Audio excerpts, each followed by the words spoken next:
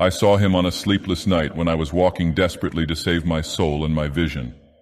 My coming to New York had been a mistake, for whereas I had looked for poignant wonder and inspiration in the teeming labyrinths of ancient streets that twist endlessly from forgotten courts and squares and waterfronts to courts and squares and waterfronts equally forgotten, and in the cyclopean modern towers and pinnacles that rise blackly Babylonian under waning moons, I had found instead only a sense of horror and oppression which threatened to master, paralyze, and annihilate me.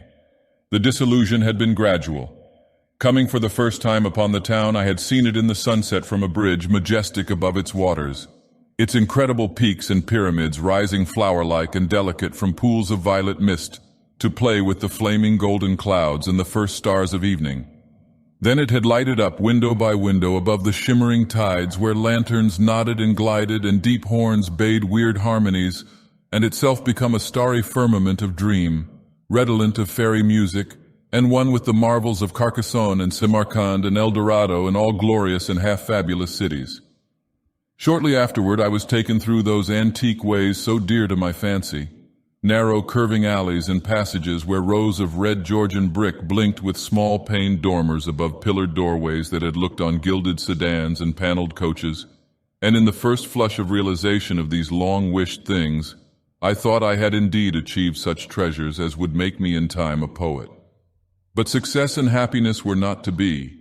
Garish daylight showed only squalor and alienage and the noxious elephantiasis of climbing, spreading stone where the moon had hinted of loveliness and elder magic. And the throngs of people that seethed through the flume-like streets were squat, swarthy strangers with hardened faces and narrow eyes, shrewd strangers without dreams and without kinship to the scenes about them, who could never mean aught to a blue-eyed man of the old folk with the love of fair green lanes and white New England village steeples in his heart. So instead of the poems I had hoped for, there came only a shuddering blankness and ineffable loneliness, and I saw at last a fearful truth which no one had ever dared to breathe before, the unwhisperable secret of secrets, the fact that this city of stone and stridor is not a sentient perpetuation of old New York as London is of old London and Paris of old Paris, but that it is in fact quite dead, its sprawling body imperfectly embalmed and infested with queer animate things which have nothing to do with it as it was in life. Upon making this discovery, I ceased to sleep comfortably, though something of resigned tranquility came back as I gradually formed the habit of keeping off the streets by day and venturing abroad only at night, when darkness calls forth what little of the past still hovers wraith-like about, and old white doorways remember the stalwart forms that once passed through them. With this mode of relief, I even wrote a few poems, and still refrained from going home to my people lest I seem to crawl back ignobly in defeat. Then on a sleepless night's walk I met the man. It was in a grotesque hidden courtyard of the Greenwich section, for there in my ignorance I had settled, having heard of the place as the natural home of poets and artists. The archaic lanes and houses and unexpected bits of square and court had indeed delighted me, and when I found the poets and artists to be loud-voiced pretenders whose quaintness is tinsel, and whose lives are a denial of all that pure beauty which is poetry and art, I stayed on for love of these venerable things. I fancied them as they were in their prime, when Greenwich was a placid village not yet engulfed by the town, and in the hours before dawn, when all the revelers had slunk away, I used to wander alone among their cryptical windings and brood upon the curious arcana which generations must have deposited there. This kept my soul alive and gave me a few of those dreams and visions for which the poet far within me cried out. The man came upon me at about 2 one cloudy August morning as I was threading a series of detached courtyards, now accessible only through the unlighted hallways of intervening buildings, but once forming parts of a continuous network of picturesque alleys. I had heard of them by vague rumor and realized that they could not be upon any map of today, but the fact that they were forgotten only endeared them to me, so that I had sought them with twice my usual eagerness. Now that I had found them, my eagerness was again redoubled, for something in their arrangement dimly hinted that they might be only a few of many such, with dark, dumb counterparts wedged obscurely betwixt high blank walls and deserted rear tenements, or lurking lamplessly behind archways, unbetrayed by hordes of the foreign-speaking or guarded by furtive and uncommunicative artists whose practices do not invite publicity or the light of day. He spoke to me without invitation, noting my mood and glances as I studied certain knockered doorways above iron-railed steps, the pallid glow of traceried transoms feebly lighting my face. His own face was in shadow, and he wore a wide-brimmed hat which somehow blended perfectly with the out-of-date cloak he affected. But I was subtly disquieted even before he addressed me. His form was very slight, thin almost to cadaverousness, and his voice proved phenomenally soft and hollow, though not particularly deep. He had, he said, noticed me several times at my wanderings, and inferred that I resembled him in loving the vestiges of former years. Would I not like the guidance of one long practiced in these explorations, and possessed of local information profoundly deeper than any which an obvious newcomer could possibly have gained? As he spoke, I caught a glimpse of his face in the yellow beam from a solitary attic window. It was a noble, even a handsome, elderly countenance, and bore the marks of a lineage and refinement unusual for the age and place. Yet some quality about it disturbed me almost as much as its features pleased me. Perhaps it was too white or too expressionless or too much out of keeping with the locality to make me feel easy or comfortable. Nevertheless, I followed him. For in those dreary days my quest for antique beauty and mystery was all that I had to keep my soul alive, and I reckoned it a rare favor of fate to fall in with one whose kindred seeking seemed to have penetrated so much farther than mine. Something in the night constrained the cloaked man to silence, and for a long hour he led me forward without needless words, making only the briefest of comments concerning ancient names and dates and changes, and directing my progress very largely by gestures as we squeezed through interstices, tiptoed through corridors, clambered over brick walls, and once crawled on hands and knees through a low, arched passage of stone, whose immense length and tortuous twistings effaced at last every hint of geographical location I had managed to preserve. The things we saw were very old and marvelous, or at least they seemed so in the few straggling rays of light by which I viewed them.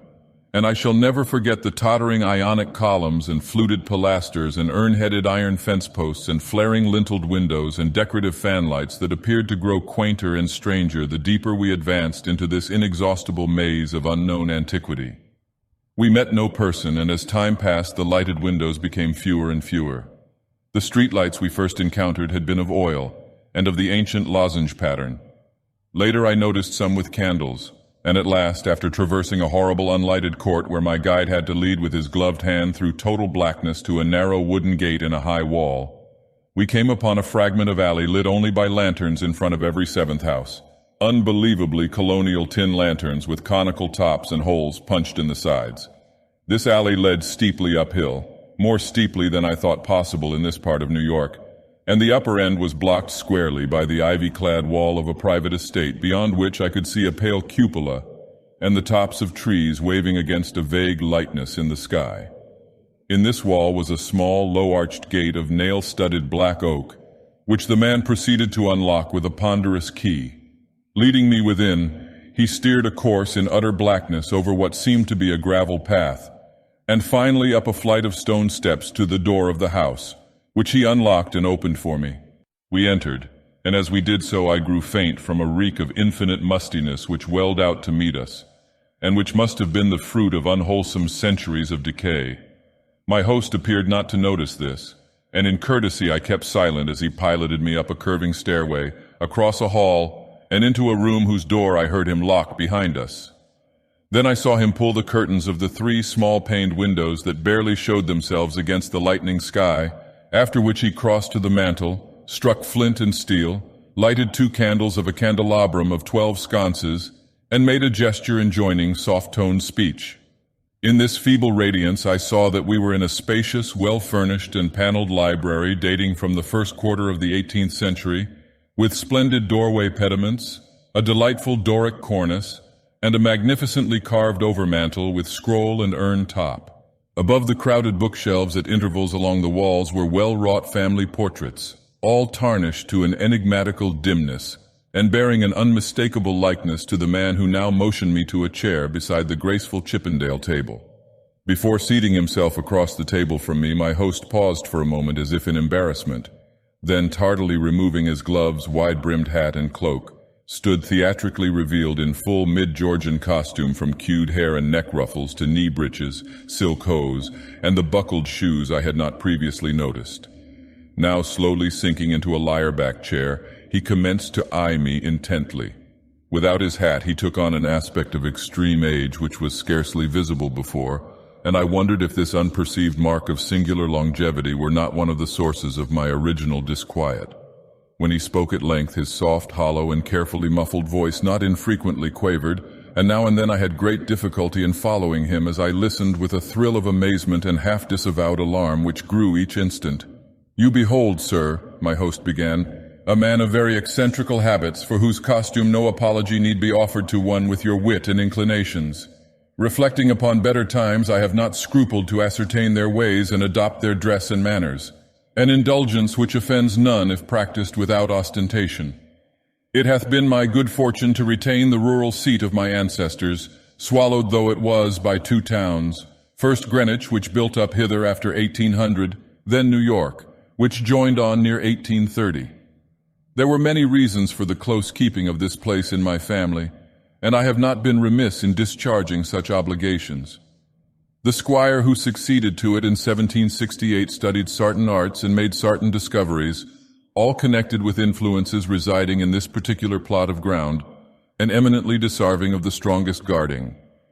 Some curious effects of these arts and discoveries I now purpose to show you under the strictest secrecy, and I believe I may rely on my judgment of men enough to have no distrust of either your interest or your fidelity." He paused, but I could only nod my head. I have said that I was alarmed, yet to my soul nothing was more deadly than the material daylight world of New York, and whether this man were a harmless eccentric or a wielder of dangerous arts, I had no choice save to follow him and slake my sense of wonder on whatever he might have to offer. So I listened. "To my ancestor," he softly continued, "there appeared to reside some very remarkable qualities in the will of mankind, qualities having a little suspected dominance not only over the acts of oneself and of others, but over every variety of force and substance in nature, and over many elements and dimensions deemed more universal than nature herself. May I say that he flouted the sanctity of things as great as space and time, and that he put to strange uses the rights of certain half-breed Red Indians once encamped upon this hill? These Indians showed color when the place was built and were plaguey pestilent in asking to visit the grounds at the full of the moon. For years they stole over the wall each month when they could, and by stealth performed certain acts. Then in 68 the new squire catched them at their doings, and stood still at what he saw. Thereafter he bargained with them and exchanged the free access of his grounds for the exact inwardness of what they did, learning that their grandfathers got part of their custom from red ancestors and part from an old Dutchman in the time of the States General. And pox on him, I'm afeard the squire must have sarved them monstrous bad rum, whether or not by intent, for a week after he learnt the secret he was the only man living that knew it. You, sir, are the first outsider to be told there is a secret, and split me if I'd have risked tampering that much with the powers, had you not been so hot after bygone things." I shuddered as the man grew colloquial, and with familiar speech of another day.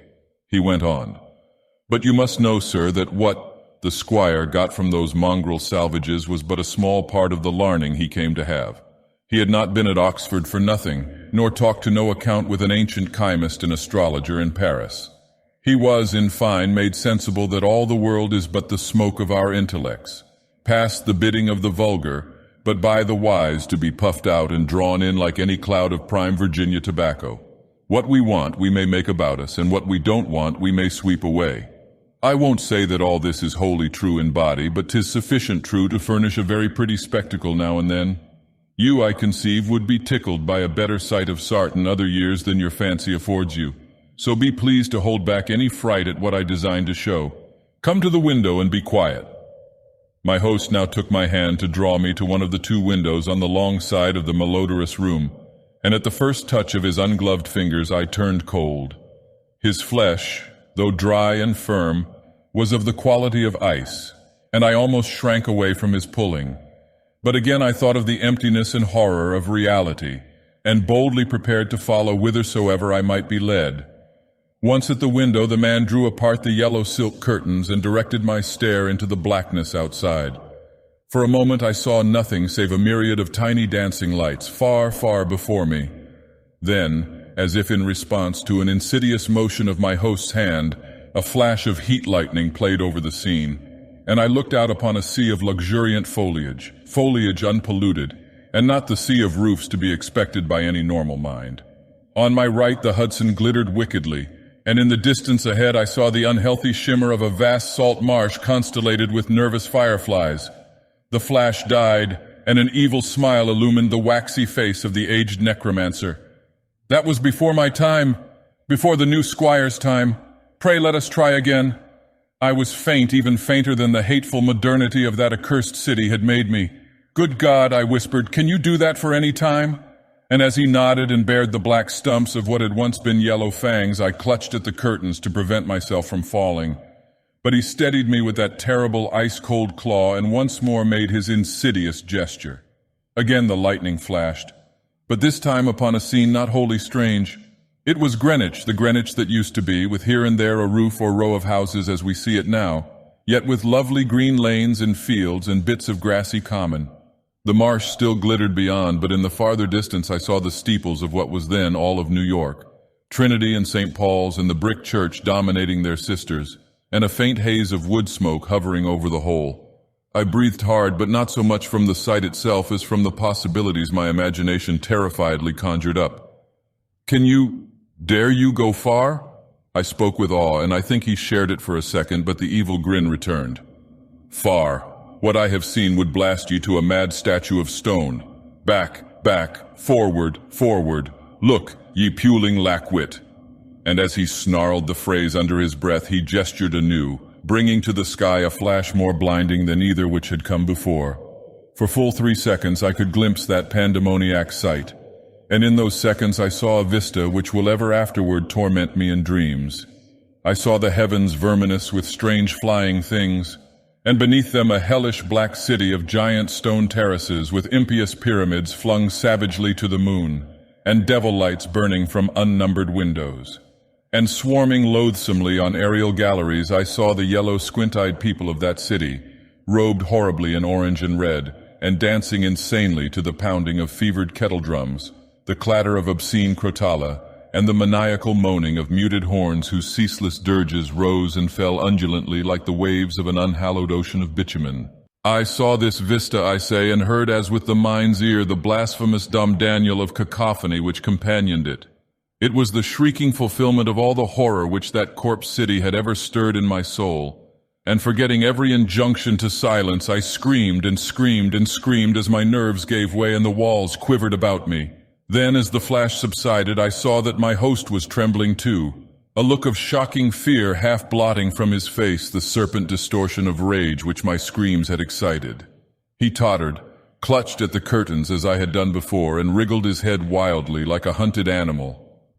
God knows he had cause, for as the echoes of my screaming died away, there came another sound so hellishly suggestive that only numbed emotion kept me sane and conscious. It was the steady, stealthy creaking of the stairs beyond the locked door, as with the ascent of a barefoot or skin-shod horde, and at last the cautious, purposeful rattling of the brass latch that glowed in the feeble candlelight. The old man clawed and spat at me through the moldy air, and barked things in his throat as he swayed with the yellow curtain he clutched. "The full moon, damn ye, ye yelping dog, ye called 'em, and they've come for me. Moccasined feet, dead men, gad sink ye, you red devils, but I poison no rum of yours. Han't I kept your pox-rotted magic safe? Ye swilled yourselves sick, curse ye, and you must needs blame the squire. Let go, you. Unhand that latch, I've naught for ye here." At this point, 3 slow and very deliberate raps shook the panels of the door, and a white foam gathered at the mouth of the frantic magician. His fright, turning to steely despair, left room for a resurgence of his rage against me, and he staggered a step toward the table on whose edge I was steadying myself. The curtains, still clutched in his right hand as his left clawed out at me, grew taut and finally crashed down from their lofty fastenings, admitting to the room a flood of that full moonlight which the brightening of the sky had presaged. In those greenish beams the candles paled, and a new semblance of decay spread over the musk-reeking room with its wormy paneling, sagging floor, battered mantel, rickety furniture, and ragged draperies. It spread over the old man, too, whether from the same source or because of his fear and vehemence, and I saw him shrivel and blacken as he lurched near and strove to rend me with vulturine talons. Only his eyes stayed whole, and they glared with a propulsive, dilated incandescence which grew as the face around them charred and dwindled. The rapping was now repeated with greater insistence, and this time bore a hint of metal. The black thing facing me had become only a head with eyes, impotently trying to wriggle across the sinking floor in my direction, and occasionally emitting feeble little spits of immortal malice. Now swift and splintering blows assailed the sickly panels, and I saw the gleam of a tomahawk as it cleft the rending wood. I did not move, for I could not, but watched dazedly as the door fell in pieces to admit a colossal, shapeless influx of inky substance starred with shining, malevolent eyes. It poured thickly like a flood of oil bursting a rotten bulkhead, overturned a chair as it spread, and finally flowed under the table and across the room to where the blackened head with the eyes still glared at me. Around that head it closed, totally swallowing it up, and in another moment it had begun to recede, bearing away its invisible burden without touching me, and flowing again out of that black doorway and down the unseen stairs which creaked as before, though in reverse order. Then the floor gave way at last, and I slid gaspingly down into the nighted chamber below, choking with cobwebs and half swooning with terror. The green moon, shining through broken windows, showed me the hall door half open, and as I rose from the plaster-strewn floor and twisted myself free from the sagged ceilings, I saw sweep past it an awful torrent of blackness, with scores of baleful eyes glowing in it. It was seeking the door to the cellar, and when it found it, it vanished therein. I now felt the floor of this lower room giving as that of the upper chamber had done, and once a crashing above had been followed by the fall past the west window of something which must have been the cupola. Now liberated for the instant from the wreckage, I rushed through the hall to the front door, and finding myself unable to open it, seized a chair and broke a window, climbing frenziedly out upon the unkempt lawn where moonlight danced over yard-high grass and weeds. The wall was high and all the gates were locked, but moving a pile of boxes in a corner, I managed to gain the top and cling to the great stone urn set there. About me in my exhaustion I could see only strange walls and windows and old gambrel roofs. The steep street of my approach was nowhere visible, and the little I did see succumbed rapidly to a mist that rolled in from the river despite the glaring moonlight. Suddenly the urn to which I clung began to tremble as if sharing my own lethal dizziness, and in another instant my body was plunging downward to I knew not what fate. The man who found me said that I must have crawled a long way despite my broken bones, for a trail of blood stretched off as far as he dared look. The gathering rain soon effaced this link with the scene of my ordeal, and reports could state no more than that I had appeared from a place unknown, at the entrance of a little black court off Perry Street. I never sought to return to those tenebrous labyrinths, nor would I direct any sane man thither if I could. Of who or what that ancient creature was, I have no idea, but I repeat that the city is dead and full of unsuspected horrors. Whither he has gone I do not know, but I have gone home to the pure New England lanes up which fragrant sea winds sweep at evening.